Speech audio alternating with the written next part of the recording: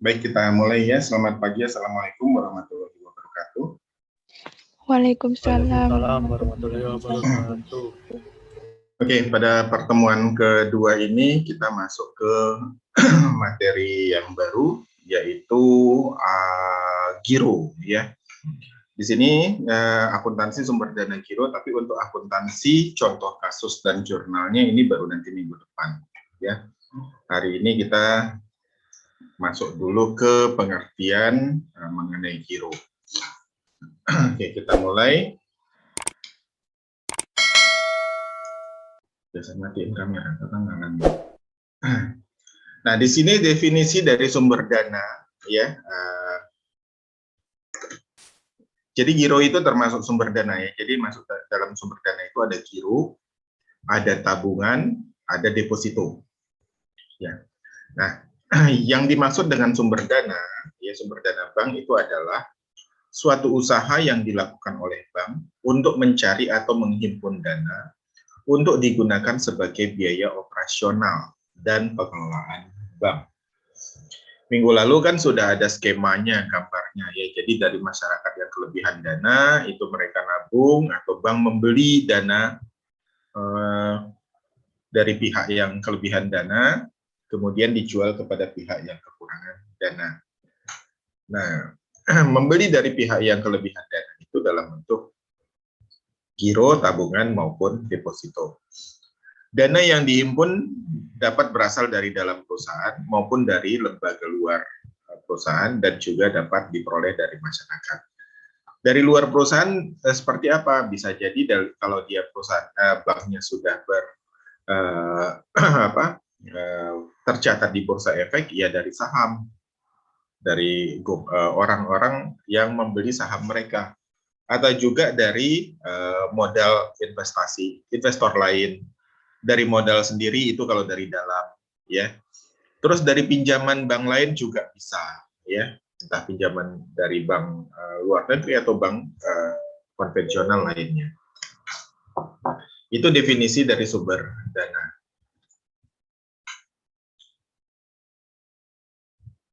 Nah, sekarang kita urut lagi lebih jelas ya, yang berasal dari bank itu sendiri. Sumber dana ini merupakan sumber dana dari modal sendiri. Modal sendiri maksudnya adalah setoran dari para pemegang sahamnya ya. Jadi setoran dari para pemegang sahamnya. Sebenarnya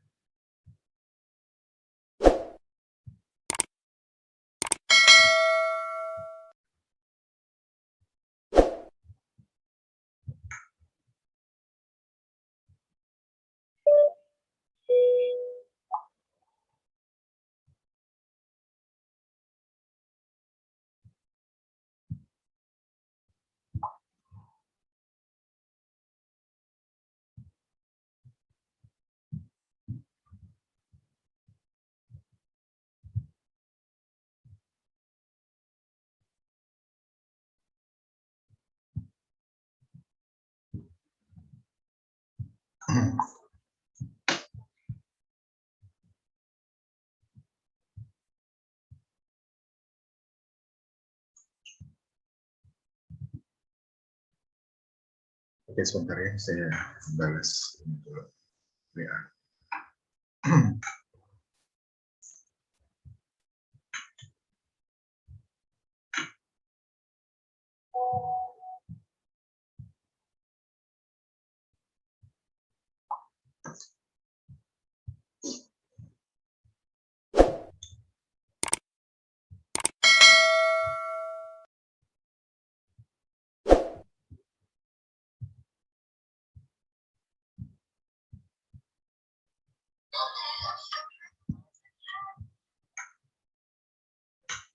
Oke, kita lanjutkan.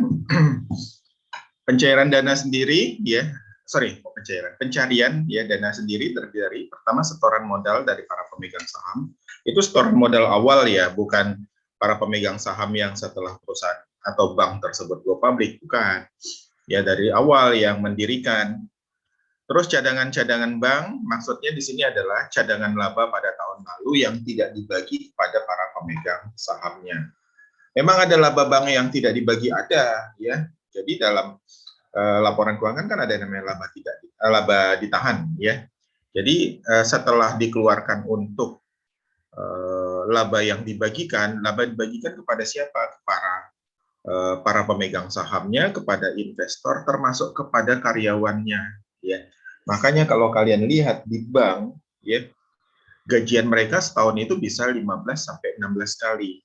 Yang sisanya jadi 12 ya, terus ada nanti bonus kadang 2 kali setahun, atau yang ada juga yang sekali setahun tapi jumlahnya besar. Contohnya BCA ya, contohnya BCA, kebetulan saya di keluarga saya banyak orang BCA. BCA itu bagi dividen atau pengumuman dan mengumumkan labanya itu di bulan Maret. Di bulan April karyawannya itu dapat bonus ya, bonusnya itu berupa uang tunai dan berupa saham ya.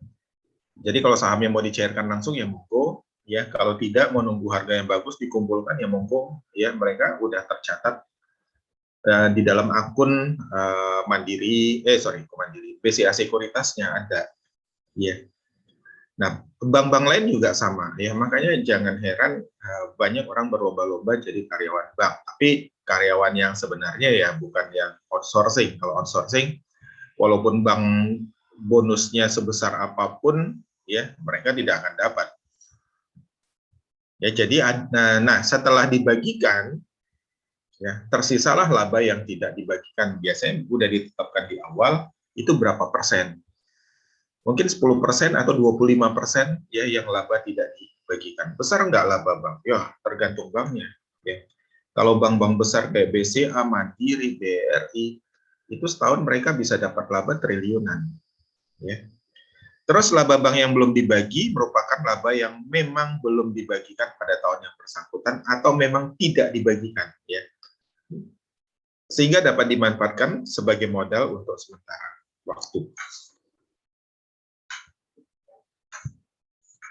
Lalu berikutnya, keuntungan dari sumber dana sendiri adalah tidak perlu membayar bunga yang relatif lebih besar daripada jika meminjam ke lembaga lainnya. Ya, jadi meminjam ke lembaga lain itu tetap ada bunga, walaupun bunganya kecil. Tapi kalau pinjamannya besar, bunganya ikutan menjadi besar nominalnya.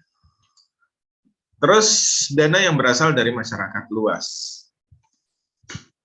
Sumber dana ini merupakan sumber dana terpenting bagi kegiatan operasi bank dan merupakan ukuran keberhasilan bank jika mampu membiayai operasinya dari sumber dana ini.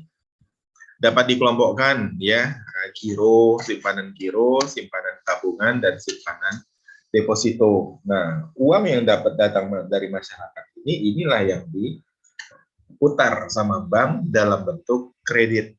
Selain modal awalnya ya, tapi kalau modal awal kebanyakan sih lebih ke biaya operasionalnya. Ya, sebentar.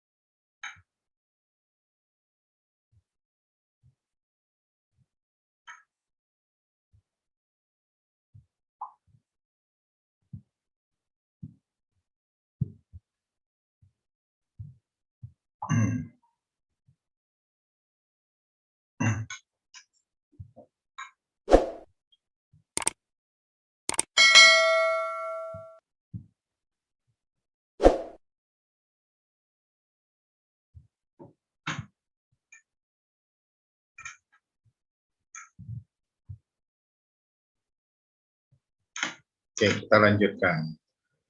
Ini giro tadi ya, dikelompokkan simpanan giro, tabungan, dan deposito. Jadi kita akan belajar nanti mulai dari giro, terus tabungan, dan deposito, gitu ya.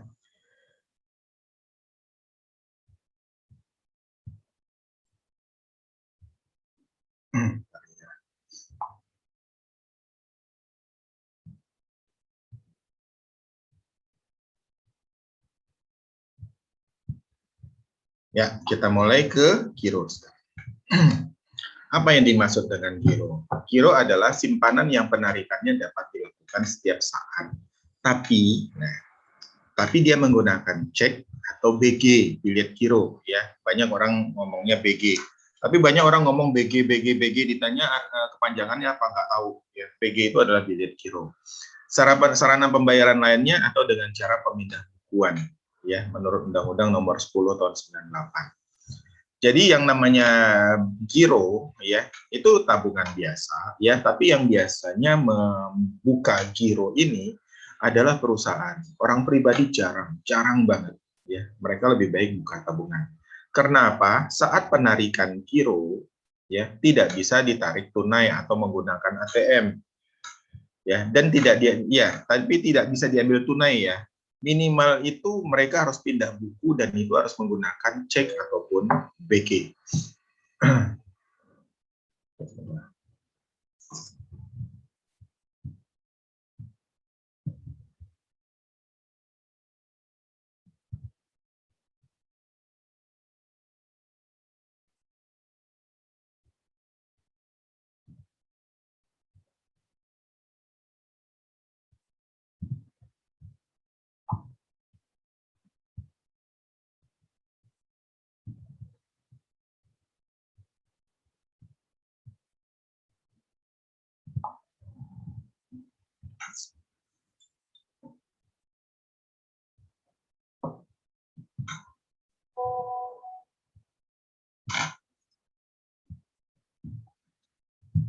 Ya, jadi berbeda dengan yang namanya tabungan biasa. Kalau tabungan biasa kan kalian datang, kalau nariknya besar, ya, kalian datang ke bank, isi slip penarikan, terus ke teller, bisa ditarik tunai. Kalau ini enggak, kalian harus mengeluarkan cek dulu, ya, cek atau BG, terus kalian datang ke bank, isi slip penarikan, terus ke teller khusus giro, ya. Enggak, tulisannya bukan giro, teller clearing, ya. Nah, kalau di bank yang sama itu bisa langsung masuk, tapi tidak bisa diambil tunai, tapi masuk langsung ke rekening kita dulu. Jadi dari rekening giro pindah ke rekening tabungan, ya. Tapi kalau misalnya kita nerima dari orang lain gironya, misalnya kalian adalah nasabah Mandiri, kalian nerima gironya giro BRI, kalian datang ke bank mana? Ke BRI atau ke Mandiri? Ya, datangnya ke Mandiri, ke tempat kalian buka rekening, ya. Kalian datang ke sana harus pagi, ya, biar bisa diproses hari itu. Jadi sebelum jam 10 kalau nggak salah, atau iya sebelum jam 10, ya. Kalau kalian datang lebih dari jam 10 saat teller clearingnya sudah tutup, itu baru bisa diproses besok harinya, ya. Nah, kalau misalnya kayak hari Jumat gini, kalian datang jam 11, ya, itu baru diproses mereka itu nanti hari Senin. Hari Senin, terus 2 hari kerja, paling cepat 1 hari kerja lah besoknya, itu paling cepat. Ya, biasanya 2 hari kerja, ya, itu baru masuk ke rekening kalian nanti Rabu. Ya, jadi kalau ke giro, biasanya orang-orang yang proses giro ngerti sih, datang ke bank itu pasti pagi mereka. Kalau dulu bisa nitip ke tellernya, sekarang udah nggak bisa lagi aturannya. Seperti itu. Nah, giro ini merupakan simpanan pihak ketiga. Simpanan pihak ketiga berupa penyimpanan sejumlah uang di bank dalam bentuk giro. Simpanan ini dilakukan atas kesepakatan antara pihak bank dan nasabah, di mana nasabah menyimpan dananya di bank untuk kemudian dikelola oleh pihak bank. Dan dalam setoran pertama untuk membuka rekening giro, ini masing-masing bank mematok jumlah yang berbeda. Makanya kalau kalian lihat kan, Bu, di bank ini minimal buka rekening itu 250.000, ada yang minimal 500.000, ya. Kalau giro itu ada yang rata-rata minimal 500.000, ada yang 1.000.000, ya. Jadi berbeda tiap bank. Penarikan dana dapat setiap saat, ya, di jam operasional, ya, di jam operasional. Penarikan dana dari rekening giro dapat dilakukan kapan saja, asalkan dana yang tersedia mencukupi dana yang hendak diambil pada saat itu. Kalau tidak mencukupi, misalnya gini, di giro kalian tertulis 1 juta. Tapi saat kalian narik, ya, ternyata di tabungannya itu cuma ada 990.000, nggak bisa. Ya, nggak bisa seperti itu, nggak bisa diambil. Diambil 990 dulu, nanti sisanya disusulkan, nggak boleh. Itu tetap yang seperti itu, nanti prosesnya namanya tolakan clearing. Ya, tolakan clearing namanya. Sampai di sini jelas sebelum saya lanjut?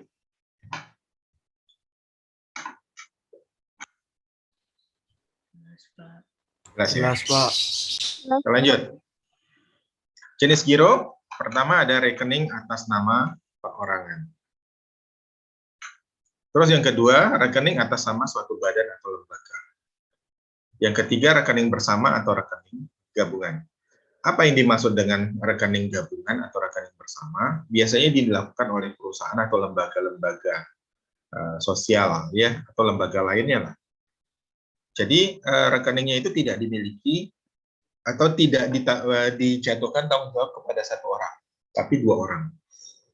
Jadi nanti kalau saat mereka mau melakukan penarikan, itu dua-duanya harus melakukan tanda tangan. Itu namanya rekening bersama atau mereka nyebutnya joint account. Nah, sekarang kita masuk ke akuntansi giro, ya.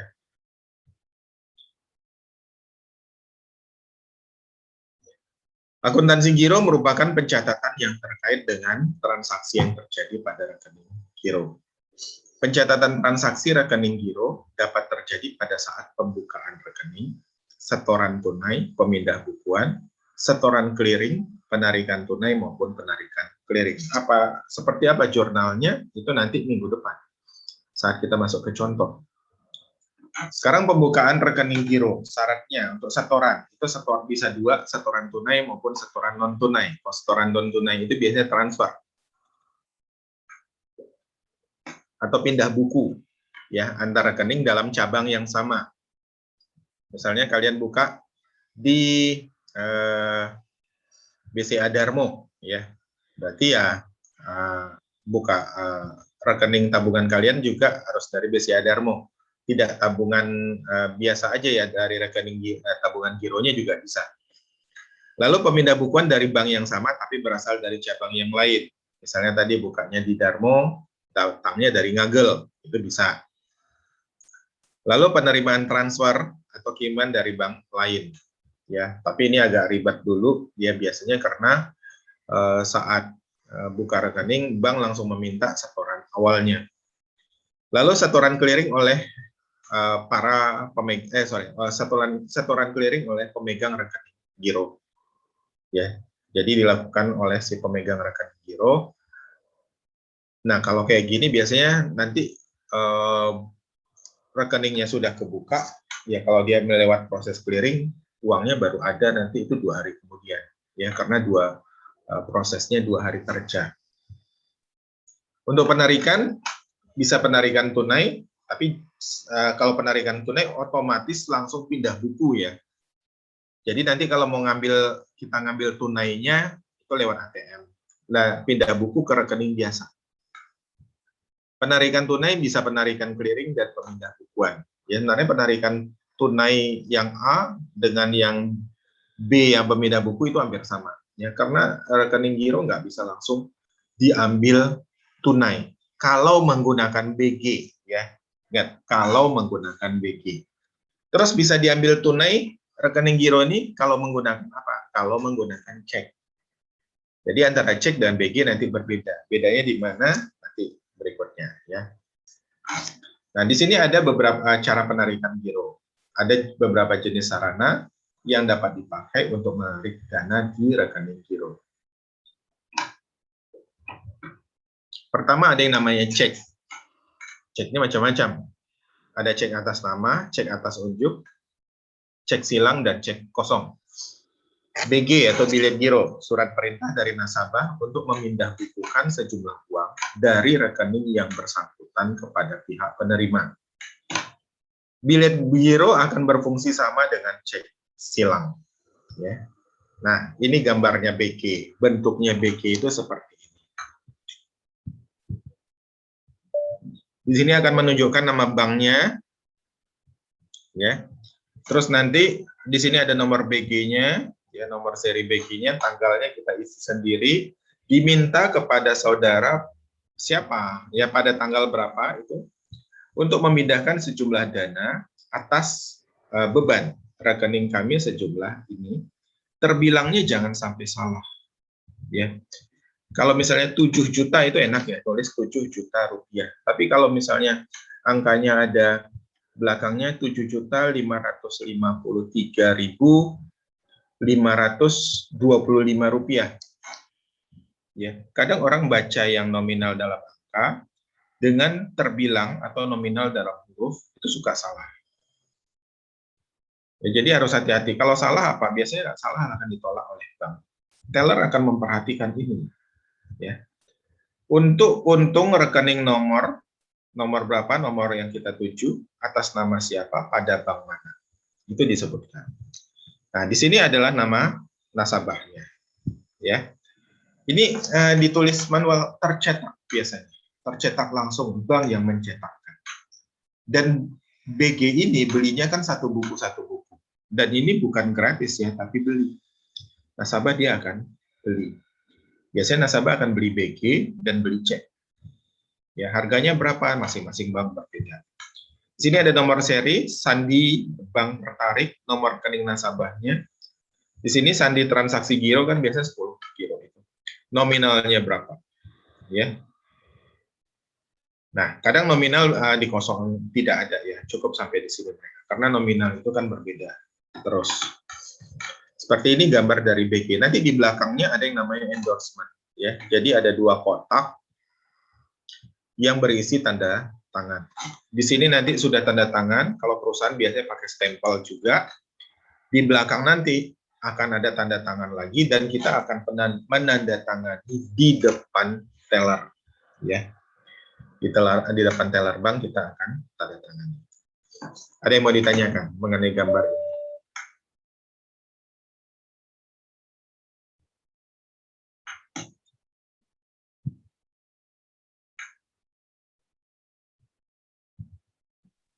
Belum ada, Pak. Belum ada. Oke. Kita lanjut. Nah, ini cek. Bedanya cek dengan giro ya ini ya. Dari bentuknya aja sekilas mirip, tapi dia sebenarnya nggak sama ya. Ini ngambil contohnya dari Malaysia punya ya. Bayar kepada siapa ya. Nah, di sini ada nomornya. Nah, cuma tidak ada tanggal efektifnya ya. Di sini kalau ini nama tanggal efektif. Nah, kalau nanti kalian sudah kerja ya, bukan tidak mungkin kalian nanti akan diminta untuk mengisi giro. Siapa tahu kalian bagian keuangan atau di bendaharanya. Hati-hati jangan tanggal efektif itu salah. Perusahaan biasanya punya aturan tersendiri. Untuk klien yang untuk supplier yang baru mereka lakukan pembelian ya, itu 3 hari atau 7 hari, itu biasa perusahaan ada aturan. Ada nanti sampai 30 hari. Kalian harus pintar-pintar ngitung tanggalnya dan ingat yang dihitung adalah hari kerja. Ya. Kecuali kesepakatan dengan si penjual berbeda ya. Pokoknya 30 hari kalender. Nah, itu harus dihitung. Misalnya 3 hari kerja. Transaksinya hari ini tanggal 2. Berarti mulai ngitung tanggalnya adalah tanggal 3, tanggal 4, tanggal 5 dia boleh cair. Jadi kalian tulis di situ 5 Juli. Dan jangan sampai kosong. Kenapa kalau kosong? Kalau kosong berarti kalian membebaskan mereka untuk mengambil duit atau menarik giro ini kapan saja.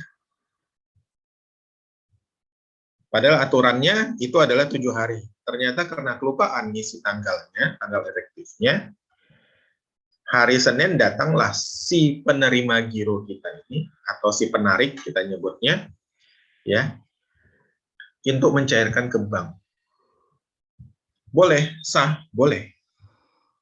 Kalau sudah ada tertulis tanggal efektif, misalnya tanggal 5, ya, tanggal 6 ya misalnya.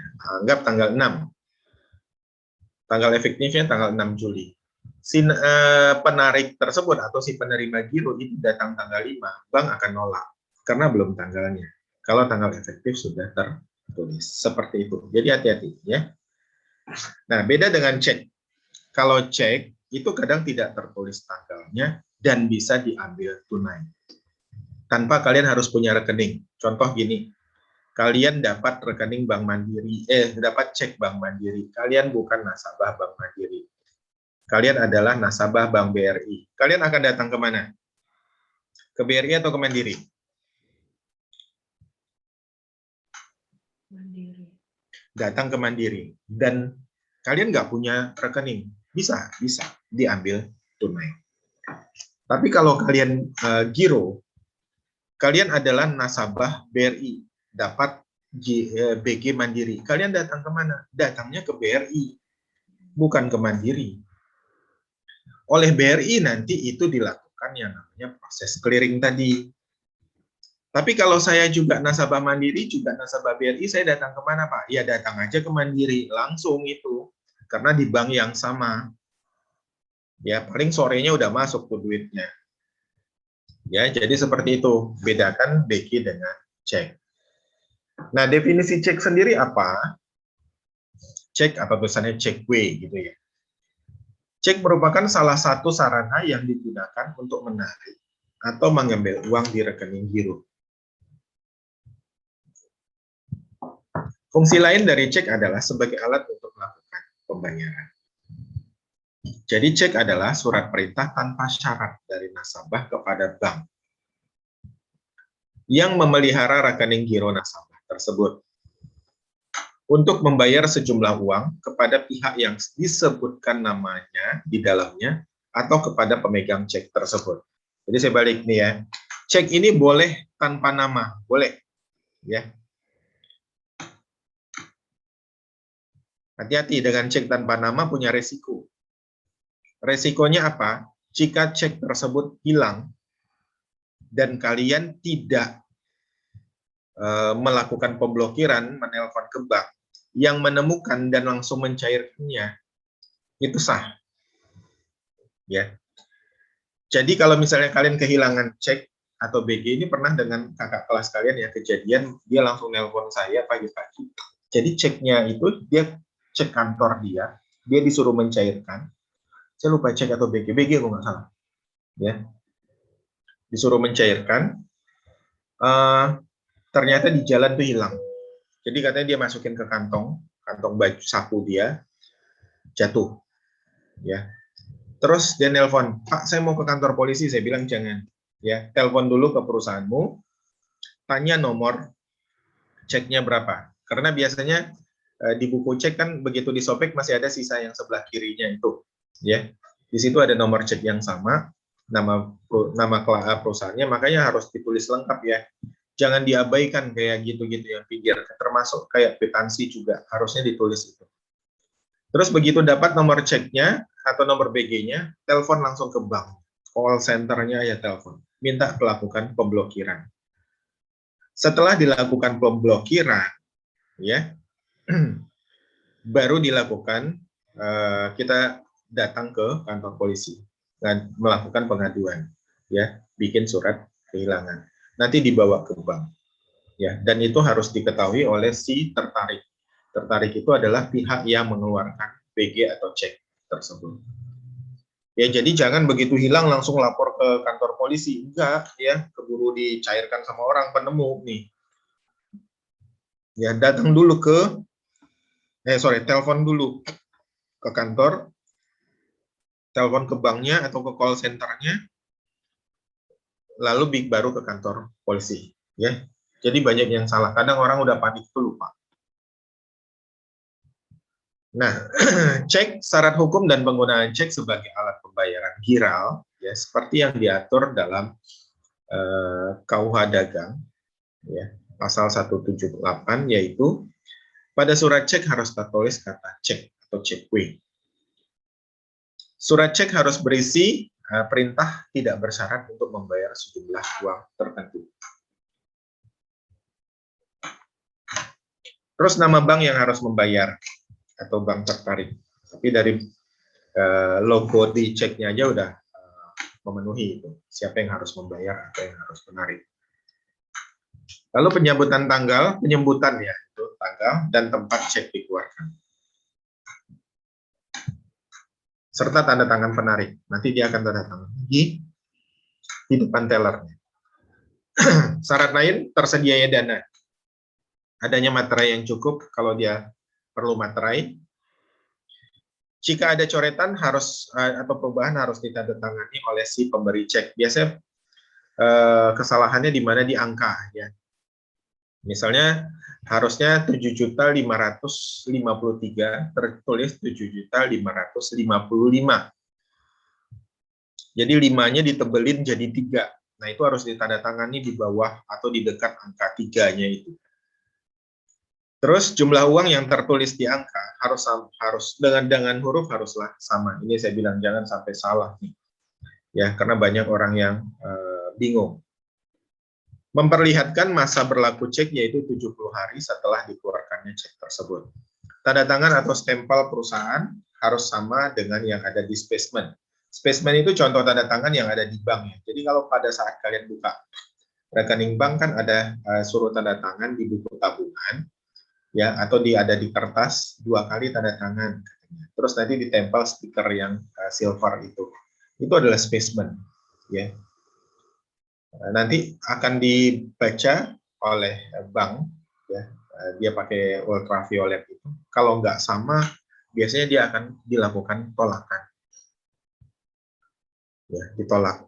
Ini pernah sering terjadi di teman saya sendiri sesama dosen ya. Jadi kalau kita ngajar di tempat lain, misalnya kita ngajar di dinas pendidikan, sistem di dinas pendidikan itu kan clearing fee-nya kita. Punya dia selalu ditolak. Ya, yang nolak siapa? Yang nolak itu adalah bank penerimanya. Contoh si ibu itu nasabah BCA. Kalau dinas pendidikan ngirimnya kan dari Bank Jatim. Di Bank Jatimnya nggak ada masalah sih, nomor rekening sama, ya, nama udah sesuai, dikirim. Ternyata nama dia di BCA tersebut berbeda ejaan. Di yang Bank Jatim dia tulis namanya pakai U. Ternyata di BCA itu pakai ejaan lama, OE. Sama BCA tolak. Ya, jadi itu harus sama. Tanda tangan juga harus sama. Karena masih banyak orang yang suka merubah tanda tangan. Ya, kan ada yang bilang, oh tanda tangan kita kan dari SD sama Pak bentuknya. Iya, tapi ada juga yang merubah. Ya, terutama warga-warga WNI keturunan. Ya, karena awalnya mereka pakai nama Chinese atau nama Mandarin mereka. Setelah itu tiba-tiba mereka merubah karena dapat surat untuk menggunakan nama Indonesia, mereka ubah jadi nama Indonesia. Ya, mereka laporkan memang di KTP-nya juga ikutan berubah, tapi tanda tangannya kadang mereka berubah di buku tabungan yang lama itu masih tanda tangan yang lama, sama bank ditolak. Ya, jadi harus melakukan perubahan data. Terus tidak diblokir pihak berwenang. Ya, resi cek sudah kembali, jadi dapat resi kita. Endorsement cek sudah benar, ya jika ada. Kondisi cek sempurna, jadi nggak sobek dan tidak apa, kalau ngelipat dikit nggak masalah sih. Rekening banknya belum ditutup dan syarat lainnya, yaitu untuk cek syarat.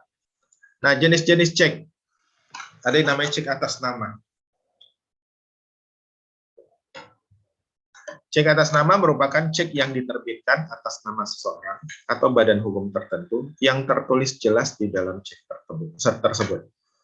Sebagai contoh, jika di dalam cek tertulis perintah bayarlah kepada Tuan Roy Atase sejumlah 3 juta rupiah atau bayarlah kepada PT Marindo uang sejumlah 1 juta rupiah, maka cek inilah yang disebut dengan cek atas nama. Namun, dengan jangan catatan, kata atau pembawa di belakang nama itu diperintahkan dicoret. Jadi yang ditujukan adalah si Roy Atase ini. Ya, kalau Roy Atase-nya tidak bisa mencairkan, ya, atau orang lain itu ditolak. Kecuali atas nama atau pembawanya nggak dicoret, itu bisa bisa dikuasakan.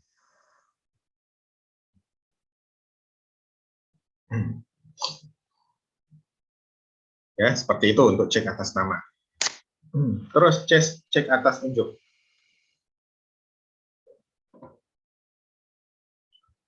Cek atas unjuk merupakan kebalikan dari cek atas nama. Di dalam cek atas unjuk tidak tertulis nama seseorang atau badan hukum tertentu. Ya. Jadi siapa saja yang dapat menguangkan, ya, cek, atau dengan kata lain cek dapat diuangkan oleh si pembawa cek. Sebagai contoh, di dalam cek tersebut bayarlah tunai atau cash atau tidak ada ditulis kata-kata apapun. Ya.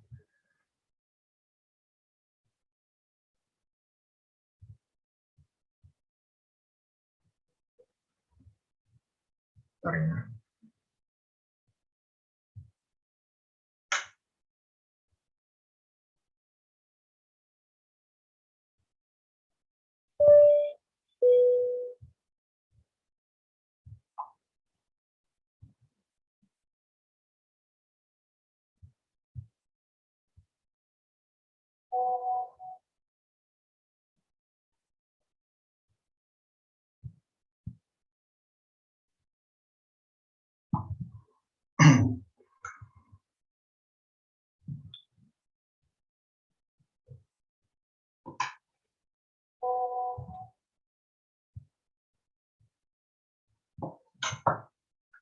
Kita lanjut. Cek silang. Ya. Cek silang atau cross check merupakan, ya. Bentar ya.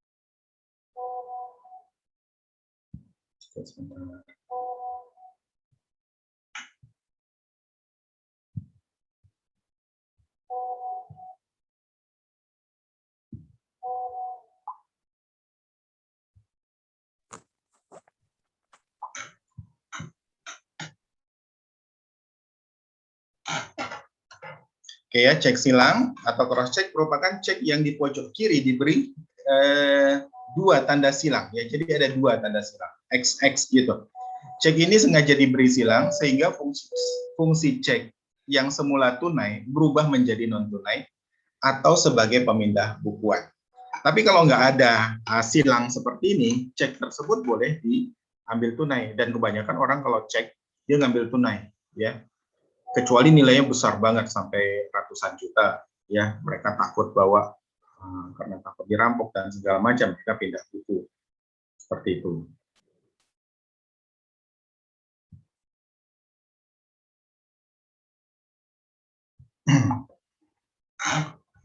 Oke, terus cek mundur. Nah, merupakan cek yang diberi tanggal mundur dari tanggal sekarang. Misalnya hari ini 1 Mei 2015, misal, ya. Atau kita anggap hari ini tanggal 2 Juli 2021, ya, kita anggap dengan tanggal yang sama. Tuan Roy Atase bermaksud mencairkan selembar cek, dan di mana dalam cek tersebut tertulis tanggal 5 Mei, ya, 2015, atau kita anggap tanggal 5 Juli 2021. Ya. Jenis cek inilah yang disebut dengan cek mundur atau cek yang belum jatuh tempo. Ini hampir sama dengan BG. BG itu jarang yang tunai langsung hari ini, ya. Biasanya orang mengeluarkan BG, makanya ada BG tersebut biar mereka bisa mengumpulkan duit dulu untuk membayar, ya. Kadang orang beli barang tersebut, dia mengeluarkan BG, dia belum punya duit. Misalnya saya beli mesin, ya, saya mengeluarkan BG, ya, waktunya 7 hari. Saat saya mengeluarkan BG itu belum tentu di rekening saya ada duit. Tapi saat nanti tanggal efektif, saya harus menyiapkan uang di sana. Sebelum tanggal efektif, minimal 1 hari. Saya harus parkirkan uang saya di sana.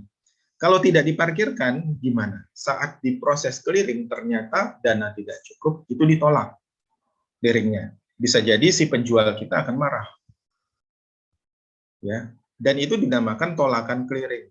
Atau orang sering bilang dengan namanya cek kosong. Jadi cek kosong itu bukan cek palsu, ya, atau BG kosong. Itu bukan. Jadi orang selama ini bilang, oh cek kosong palsu, itu bukan. Jadi uangnya nggak cukup. Ya, uangnya tidak cukup sama sekali. Nah, kalau kita melakukan itu sampai 3 kali, kita akan masuk ke dalam daftar hitam Bank Indonesia. Dan ada sanksinya. Sanksinya kita akan tidak boleh bertransaksi menggunakan giro selama biasanya 6 bulan. Nanti setelah itu dibuka, melakukan lagi seperti itu, masuk lagi daftar hitam, ya. Atau kita sengaja buka lagi di rekening bank lain, ya, giro lain. Jangan anggap enteng, ya. Karena rekening daftar hitam Bank Indonesia itu nge-link kemana-mana. Begitu bank buka, ya, itu kan akan tahu walaupun kita buka di bank lain. Jadi dulu kalau saya masih di bank, ya, kerja di bank itu, misalnya orang mau buka BG gitu, ya, saya misalnya bukain nama dia, ya. Kalau sekarang kan KTP, kalau dulu buka nama dari nomor KTP-nya aja udah terdaftar sih sebenarnya. Itu langsung otomatis Bank Indonesia muncul di layarnya kita di sebelah kanan atas, ada kedip-kedip warna merah tertulis masuk daftar hitam Bank Indonesia. Ya. Jadi daftar hitam bukan maling, bukan apa, enggak, ya. Memang kita nyebutnya daftar hitam Bank Indonesia. Agak keras sih memang penyebutannya. Nah, cek kosong atau blank check merupakan cek yang dananya tidak tersedia. Ya, ini. Sebagai contoh, nasabah Tuan Rahman Hakim menarik cek senilai 60 juta yang tertulis di dalam cek tersebut. Akan tetapi dana yang tersedia di rekening giro hanya ada 50 juta. Berarti kekurangan dana sebesar 10 juta. Apabila nasabah menariknya, jelas cek tersebut kurang jumlahnya dibandingkan jumlah yang ada. Dan ini tidak boleh, ya, diambil semuanya dulu, sisanya berikutnya nggak bisa. Ya, ini yang dinamakan cek kosong. Oke, sebelum saya lanjut lagi, ada yang mau ditanyakan? Kalau sudah jelas?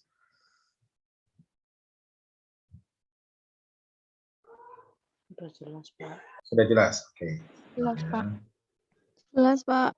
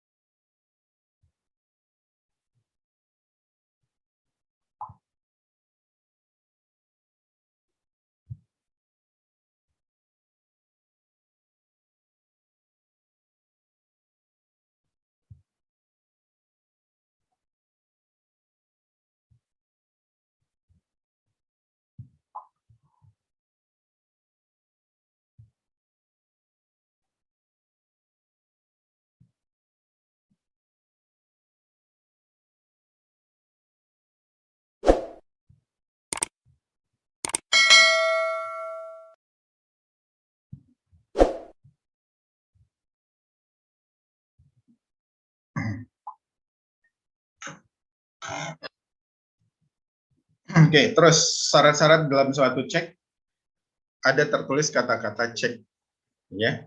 Terus ada tertulis nama bank penerbit, Bank BNI, BRI atau bank siapa, ya. Terus ada nomornya, ada penulisan cek di bawah nomor cek. Terus ada perintah membayar, bayarlah kepada siapa atau pembawa, ya. Ada nominal uang, dia nominal angka dan huruf, tanda tangan atau cap perusahaan pemilik cek. Nah, bagaimana dengan BG? Ya, BG itu adalah surat perintah pemindah bukuan dari penarik atau nasabah kepada bank untuk memindah bukukan sejumlah dana tertentu kepada pihak yang identitasnya tercantum di warkat. Jadi BG itu nyebutnya warkat, ya, cek juga nyebutnya warkat pada bank tertentu atas beban rekening penarik. Ya. Di sini ada syaratnya, hampir sama dengan cek, harus ada nama BG, nomornya, perintahnya, ya, nama bank tertarik, lokasi, nama penerima, ya, tanda tangan sampai dengan tanggal berlaku. Ya, oke. Untuk jurnal dan segala macamnya ini kita minggu depan karena kita mulai dengan bentuk contoh soal. Sampai di sini ada yang mau ditanyakan atau sudah jelas?